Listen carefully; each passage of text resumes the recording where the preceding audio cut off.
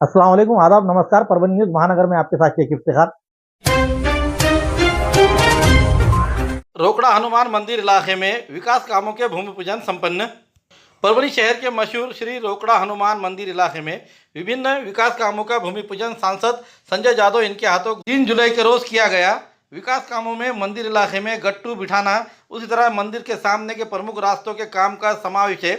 श्री रोकड़ा हनुमान मंदिर में पूरे साल बड़े पैमाने पर अलग अलग धार्मिक प्रोग्राम होते हैं।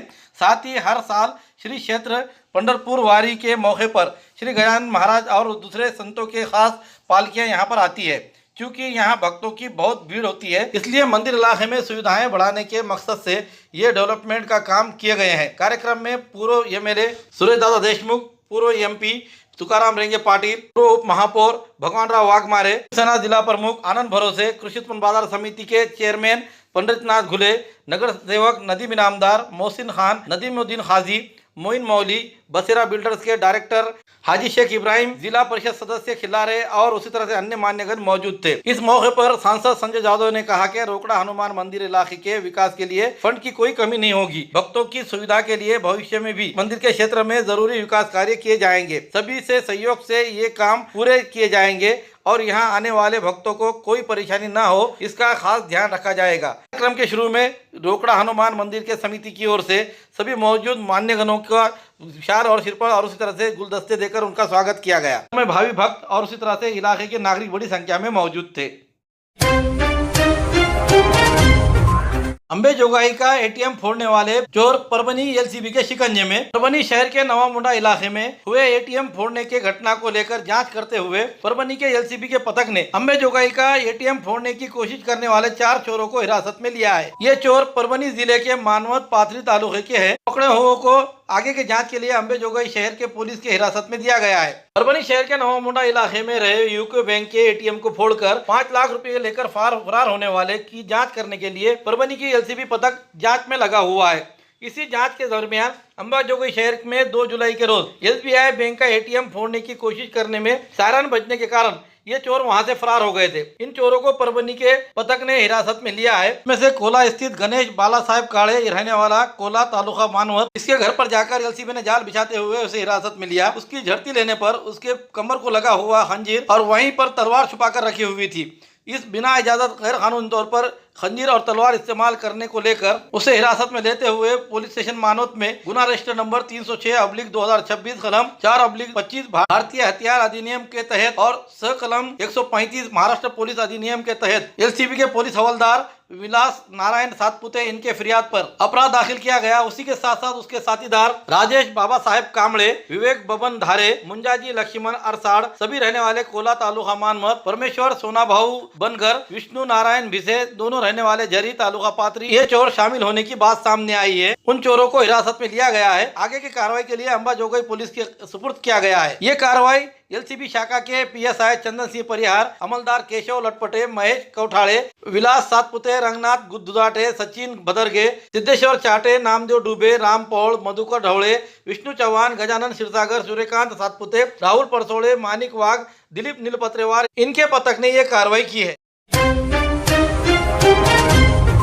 19 साल बाद प्रदर्शनकारी भरी 2007 में बसमत रोड पर प्रोटेस्ट केस कोर्ट में 11 एक्टिविटीज को मिली राहत। 19 साल बाद कोर्ट ने परभनी के बसमत रोड पर 2007 में हुए प्रोटेस्ट के दौरान दर्ज क्रिमिनल केस में 11 प्रोटेस्टर को बरी कर दिया है। इस फैसले से उन एक्टिविटीज को बड़ी राहत मिली है जिन्होंने लंबी कानूनी लड़ाई लड़ी थी। आंदोलनकारी ने दिए हुए जानकारी के मुताबिक 2007 में बसमत रोड पर विभिन्न मांगों को लेकर प्रोटेस्ट किया गया था। प्रोटेस्टर का आरोप है कि उनकी मांगों पर बात करने के बजाय पुलिस ने प्रोटेस्ट वाली जगह पर ही लाठीचार्ज किया, जिसमें कई कार्यकर्ता जख्मी हुए थे। उसी तरह से पुलिस कर्मचारी भी जख्मी होने के आरोप लगाते हुए आंदोलनकारियों के खिलाफ गंभीर अपराध दाखिल किए गए थे। इस मामले में आंदोलनकर्ताओं की ओर से गोपन जब्त किए जाने को बताकर विभिन्न कलमों के तहत अपराध की नोंद की गई थी। उसके बाद संबंधित कार्यकर्ताओं को रात के समय ही कोर्ट में पेश किया गया था। पुलिस की ओर से पुलिस कस्टडी मांगी गई थी, लेकिन कोर्ट ने जामीन मंजूर किया था। उसके बाद कीर्ति कुमार बुरांडे के खिलाफ राज्य सरकार इस नाम से कोर्ट में प्रक्रिया जारी थी। इस केस की सुनवाई करीब 19 साल तक चली। इस दौरान कुछ आरोपियों की मौत हो गई तो कुछ उम्र की वजह से कमजोर हो गए, जबकि कुछ नौकरी के लिए परभनी से बाहर चले गए।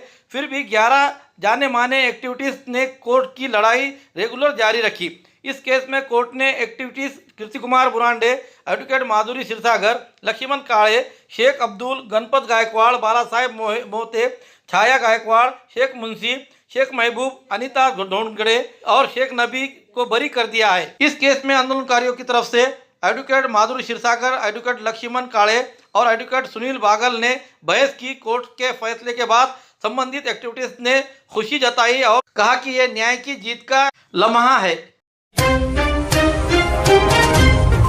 परभनी के केमिस्ट एंड ड्रगिस्ट एसोसिएशन के नए निर्वाचित अध्यक्ष संजय मंत्री का जन्मदिन बड़े ही जोश खरोश के साथ मनाया गया। अलग अलग सोशल एक्टिविटीज के साथ जन्मदिन मनाते समय हर तरफ से शुभकामनाएं मिली। परभनी जिले के district chemist and druggist association के नए निर्वाचित अध्यक्ष माननीय संजय जी मंत्री के जन्मदिन हाल ही में बहुत ही खुशी और उत्साह के साथ मनाया गया, क्योंकि एसोसिएशन के अध्यक्ष का पद हाल ही में काबिल हाथों में सौंपा गया। इसलिए इस साल के जन्मदिन को लेकर परभनी के व्यापारियों और बिजनेसमैन और दवा बेचने वालों में दोगुना उत्साह देखा गया। जन्मदिन को सिर्फ फॉर्मेलिटी के तौर पर मनाने के बजाय संजय मंत्री के जन्मदिन के मौके पर शहर के कई सोशल और पब्लिक वेलफेयर प्रोग्राम ऑर्गेनाइज किए गए। समाज के प्रति हमारे कमिटमेंट और उनके जन्मदिन के मौके पर किए गए इन कामों का आम लोगों द्वारा तारीफ की जा रही है। संजय मंत्री के मिलनसार और सरल स्वभाव के कारण उनके जन्मदिन पर केवल दवा उद्योग से बल्कि राजनीतिक, सामाजिक, शैक्षणिक और उसी तरह से व्यवसायिक क्षेत्रों से भी प्रमुख हस्तियों ने उनसे व्यक्तिगत रूप से मुलाकात की और सोशल मीडिया के माध्यम से उन्हें शुभकामनाएं दी। संजय मंत्री परभनी के व्यवसायिक क्षेत्र में एक बहुत ही जानकार, संस्कारी और मददगार नेता के रूप में जाने जाते हैं। केमिस्ट एंड ड्रगिस्ट एसोसिएशन के अध्यक्ष के रूप में उनका चुनाव उनकी अब तक की निस्वार्थ सेवा का प्रमाण है। कार्यभार संभालते ही उन्होंने संगठन के काम में तेजी ला दी और दवा विक्रेताओं की समस्याओं को हल करने के लिए प्रतिबद्ध रहे। हमेशा लाइमलाइट से दूर रहने वाले और चुपचाप सामाजिक कार्य करने वाले संजय मंत्री के इस जन्मदिन समारोह ने एक बार फिर से समाज में उनकी लोकप्रियता और सम्मान का एहसास दिलाया। परभनी के लोगों ने उनके भविष्य की सफलता और लंबी उम्र के लिए हार्दिक शुभकामनाएं दी। छात्राओं को साफ और सुरक्षित और अच्छी पढ़ाई की सुविधा देने के मकसद से पेड़गांव के जिला परिषद स्कूल में टॉयलेट का उद्घाटन और स्कूल का सामान बांटने का प्रोग्राम जोश भरे माहौल में हुआ। इस पहल के तहत जिला परिषद प्राइमरी स्कूल, जिला परिषद कन्या प्रशाला और जिला परिषद प्राइमरी उर्दू स्कूल के लिए कुल 3 टॉयलेट का उद्घाटन किया गया। साथ ही पेड़गांव में चारों स्कूल का सामान भी बांटा गया। प्रोग्राम का उद्घाटन पेड़गांव के सरपंच श्रीमती सविताबाई आकोशराव हरकड़ इनके हाथों भारतीय राष्ट्रीय कांग्रेस पक्ष के तालुका अध्यक्ष एवं पेड़गांव के पूर्व उप सरपंच शेख सलमान इनके हाथों नारियल फोड़कर किया गया। इस मौके पर शिक्षा प्रेमी राजेंद्र सर देशमुख, आशीष हड़कड़, सभी ग्राम पंचायत सदस्य अनिल आसोर, पठान, प्रशांत हड़कड़, बाला साहेब खरात, निखिल मांडे, शालेय व्यवस्थापन समिति के अध्यक्ष अविनाश गायकवाड़, मोबिन पठान और सदस्य, स्कूल के एचएम, टीचर्स, स्टाफ और स्टूडेंट्स, पेरेंट्स और उसी तरह गाँव वाले बड़ी संख्या में मौजूद थे। मौजूद गणमान्य लोगों ने कहा कि इस पहल से स्टूडेंट्स को साफ सफाई, हेल्थ और पढ़ाई के लिए जरूरी सुविधाएं मिलेगी और पढ़ाई की क्वालिटी जरूर मजबूत होगी। पुरानी बीमारियों की शर्तिया इलाज, घुटने के दर्द, शुगर, बवासीर, गुर्दे की पथरी, सफेद दाग, हार्ट अटैक, अस्थमा, एलर्जी, दाग कोड़ की बीमारी, गांठियों से पीड़ित अन्य बीमारियों से परेशान होते तुरंत संपर्क करें। डॉक्टर गोविंद कामटे, आयुर्वेदिक विद्या विशारद, बालाजी आयुर्वेदिक प्राकृतिक चिकित्सा केंद्र, शाखा नंबर 3, पुराना पेड़गांव रोड, पोस्ट ऑफिस के करीब, स्वामी फोटो स्टूडियो के बाजू। समय सुबह 9 बजे से दोपहर 2 बजे तक, शाम 5 बजे से रात 9 बजे तक। Mobile number 9921691008। उद्धव ठाकरे इनको जय महाराष्ट्र करते हुए शिंदे की शिवसेना में क्यों प्रवेश किया, इसके बारे में सांसद संजय जाधव इन्होंने बातें बोल डाली। ऑपरेशन टाइगर के तहत परभनी के सांसद संजय जाधव इन्होंने उद्धव ठाकरे के पार्टी को जय महाराष्ट्र करते हुए शिवसेना शिंदे गठ में शामिल होने के कारण तमाम लोग उन पर आलोचना कर रहे थे। उन्होंने अपने निर्वाचन क्षेत्र में भी शिवसेना सदस्यों के गुस्से का सामना करना पड़ रहा था। इसी पृष्ठभूमि पर संजय जाधव इन्होंने पार्टी छोड़ने का कारण महायुति के नेताओं से मिली आश्वासन और बातें और उनके कार्यकर्ताओं और पदाधिकारियों के साथ होने वाले नजरअंदाज को देखते हुए और पुरानी यादें साझा की। ठाकरे परभनी में आकर जाने के बाद शिवसेना के उप मुख्यमंत्री एकनाथराव शिंदे इनका दौरा 7 जुलाई 2026 मंगलवार के रोज शहर के इंदिरा गांधी स्टेडियम मैदान में दोपहर 1 बजे किसान संवाद सम्मेलन का आयोजन किया गया। इसमें उपस्थित रहने के लिए किसानों को विभिन्न प्रश्नों पर उनसे विचार मंथन होने के लिए ऐसी जानकारी देते हुए सांसद संजय जादव इन्होंने आज तारीख 4 जुलाई 2026 शनिवार के रोज सिटी पैलेस में संवाददाता सम्मेलन लेकर उन्होंने सब अपनी बातें बताई। आने वाले दिनों में विभिन्न पक्षों के पदाधिकारी और कार्यकर्ता शिवसेना में प्रवेश करने की जानकारी भी उन्होंने दी। इस संवाददाता सम्मेलन में जिला प्रमुख आनंद भरोसे, प्रवीण देशमुख, मदन लांडगे, बाला साहेब पानपट्टे, मानिक पोंडे इनकी मौजूदगी रही। जिले का सर्वांगीण विकास के सामने रखते हुए नजर रखते हुए पक्ष में पक्षांतर किया है, ऐसा निर्णय उन्होंने इस समय देते हुए कहा। पुराने कामों को तेजी लाते हुए नए कामों के लिए विकास के लिए मंजूरी करने की खातिर हम कोशिश करेंगे। नटराज रंग मंदिर और उसी तरह से नए बनाए गए कई स्टेडियम के कामों को लेकर उन्होंने सामने जानकारी रखी। इस समय उन्होंने क्या कहा, आइए जानते हैं। आपण कुठेतरी सत्ताधारी पक्षात सहभागी व्हावं, जेणेकरून आपल्या जिल्ह्यातल्या काही प्रलंबित मागण्या आहेत त्या पूर्णत्वाला नेण्यासाठी आपल्याला काही बळ मिळेल आणि आपल्याला अधिकारांच्या गोष्टी करून घेता येतील। त्या पार्श्वभूमीवर आपण सगळ्यांनीच सत्ताधारी पक्षात सहभागी व्हावं अशा स्वरूपाच्या आग्रहाखातर आम्ही सर्वांनी ही भूमिका घेऊन 22 तारखेला आम्ही माननीय आमदार एकनाथराव शिंदे साहेबांच्या नेतृत्वाखाली शिवसेनेमध्ये प्रवेश केला। आमची बांधिलकी वंदनीय शिवसेना प्रमुख बाळासाहेबांच्या विचाराशी आहे, कालही होती आणि उद्याही राहील, यामध्ये कुठेही दुमत असण्याचं कारण नाही। त्यामुळं